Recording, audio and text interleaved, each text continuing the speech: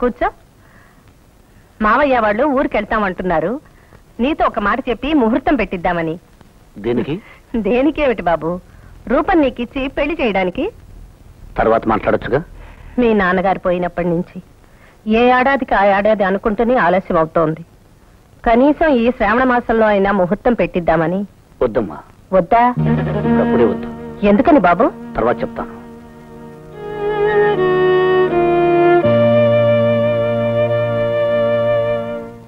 చూడమ్మా, నువ్వొక పని మీద వచ్చావు, అనుకున్నది సాధించావు.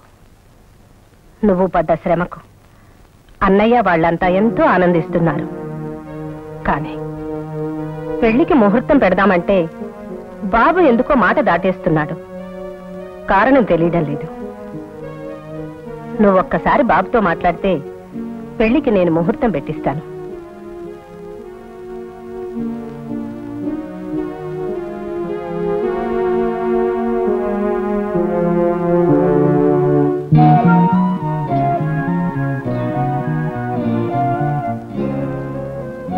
మీరు వెళ్ళండి.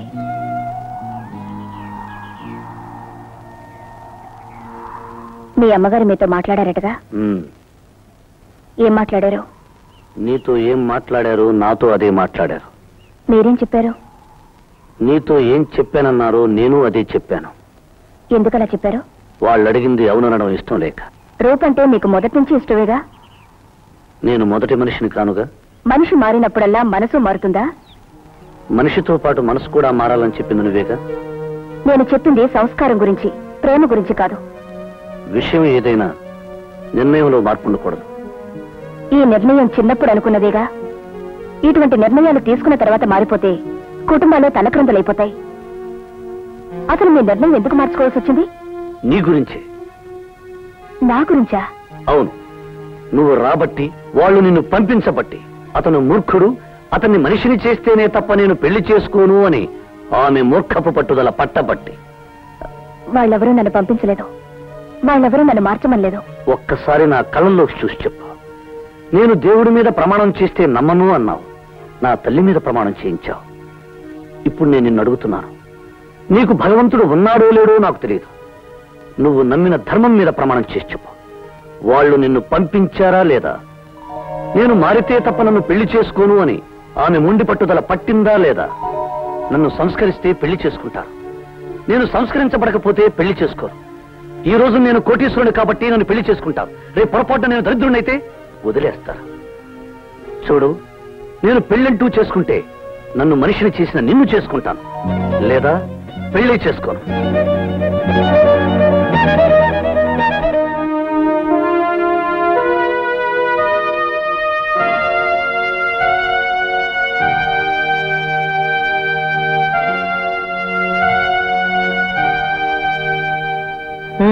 విన్నాం, అంతా విన్నాం.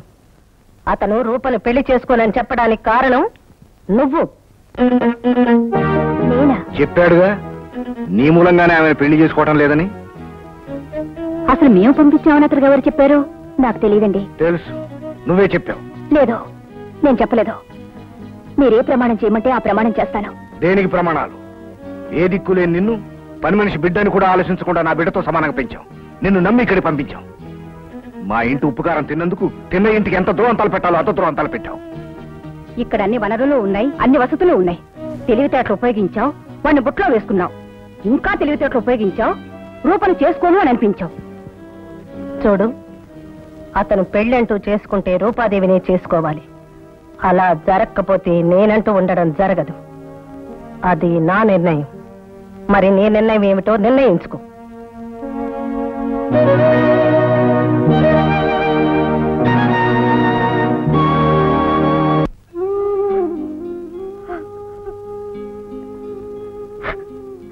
రూపా,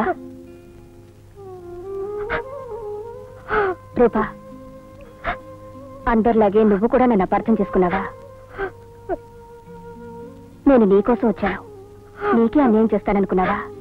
అన్యాయం చేయలేదు, కానీ ఏం న్యాయం చేసావో చెప్పు. అతని నిర్ణయానికి నేనా బాధ్యురాల్ని? నువ్వు ఉండబట్టేగా అతను నిర్ణయం తీసుకున్నాడు. నేను అతన్ని ప్రేమించలేదు రూపా, నన్ను నమ్ము. కానీ నిన్ను అతను ప్రేమించాడు. అతనికి నా మీద మనసుందని ఇప్పటిదాకా నాకు తెలీదు. తెలుసుకున్న తర్వాత కూడా నువ్వు ఇక్కడే ఉంటే అతని మనసు నా వైపు మారుతుందనుకున్నావా?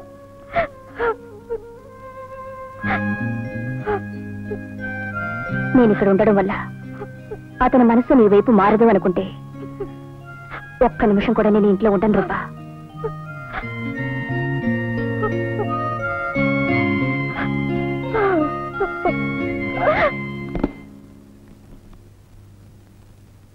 ఎక్కడికి? నేను ఇక్కడికి రావడం వల్లే ఇన్ని సమస్యలు వచ్చాయి. ఈ సమస్యల పరిష్కారం కావాలంటే నేను ఇక్కడి నుంచి వెళ్ళిపోవాలి. నువ్వు ఇక్కడి నుంచి వెళ్ళటం వల్ల సమస్యలు పరిష్కారం అవుతాయా? పోనీ ఏం చేస్తే పరిష్కారం అవుతాయో చెప్పండి. నేను చచ్చిపోతే పరిష్కారం అవుతాయా? నువ్వు చావడం వల్ల, ఇల్లు వదిలి వెళ్ళటం వల్ల సమస్యలు రెట్టింపు అవుతాయి. మరేం చేయాలి? అతను రూపనే పెళ్లి చేసుకోవాలని నీకు మనస్ఫూర్తిగా ఉందా? ఏ దేవుడి మీద ప్రమాణం చేయమన్నా చేస్తాను. వాళ్ళిద్దరూ పెళ్లి చేసుకోవాలన్నదే నా మనసులో ఉంది. అతని మీద నీకు ఎలాంటి వ్యామోహం లేదు? లేదు లేదు లేదు. అతను రూపను పెళ్లి చేసుకోవడానికి నువ్వు ఏం చేయడానికైనా సిద్ధం. సిద్ధం. అయితే నువ్వు ఇక్కడే ఉండు. ఉంది. అతను నేను అసహించుకునేట్టు చేసుకోవాలి. నువ్వు కనిపించినా, నీ మాట వినిపించినా అతను చీదరించుకోవాలి. అతనే నిన్ను మెడబట్టి బయటికి గెంటాలి. నీ మీద మనసు చెడితే తప్ప రూపం మీద మనసు పడదు. చేస్తావా? మీ రుణం తీర్చుకోవడానికి ఏవైనా చేస్తాను.